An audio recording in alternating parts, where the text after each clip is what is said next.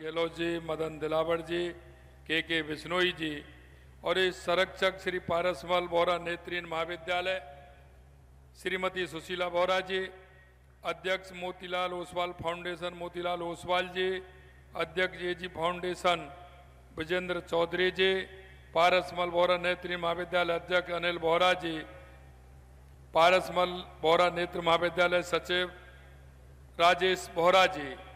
आज के सबसे पहले मैं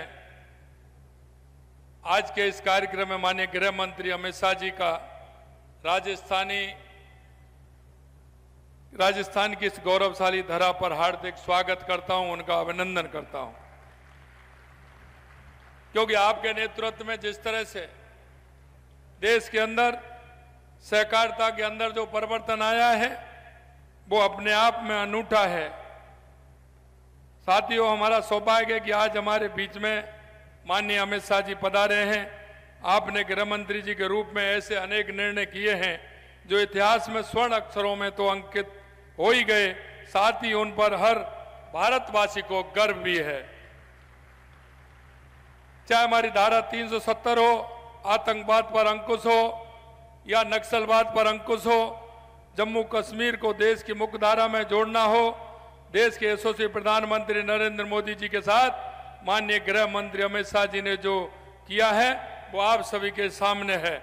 आपने भारतीय न्याय संहिता, भारतीय नागरिक सुरक्षा संहिता, भारतीय साक्ष्य अधिनियम के रूप में 3 ऐतिहासिक कानून लाकर भारत की आपराधिक न्याय प्रणाली को बदलने में महत्वपूर्ण भूमिका निभाई है।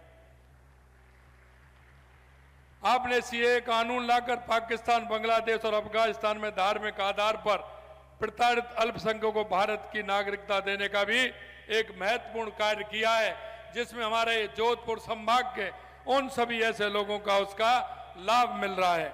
आज हम सब के लिए गौरवपूर्ण क्षण है कि माननीय गृह मंत्री जी के शुभ हाथों से नेत्रहीन विकास संस्थान जोधपुर द्वारा संचालित पारसमल बोहरा नेत्रहीन महाविद्यालय के भवन का शिलान्यास किया गया है। मित्रों, मैं कहना चाहता हूं, आज यह महाविद्यालय भवन, मोतीलाल ओसवाल ज्ञानदीप भवन, गर्ल्स हॉस्टल, मोतीलाल ओसवाल ज्योति सदन और बॉयज हॉस्टल, एजी फाउंडेशन दिव्य ज्योति भवन की नींव रखी गई है। ये भवन दिव्यांग बालिकाओं के उज्जवल भविष्य की नींव रखेंगे, उनके लिए शिक्षा, सम्मान और स्वावलंबन के नए द्वार खोलेंगे। मैं बहन सुशीला जी माता जी को मैं कहना चाहता हूं, उन्होंने एक जिस तरह से जीवनता के साथ जीवन जिया है और उन्होंने वो काम हाथ में लिया है जो देश के यशस्वी प्रधानमंत्री नरेंद्र मोदी जी कहते हैं कि अंतिम पायदान पर जो व्यक्ति खड़ा है उसको किस तरह से आगे बढ़ाना है।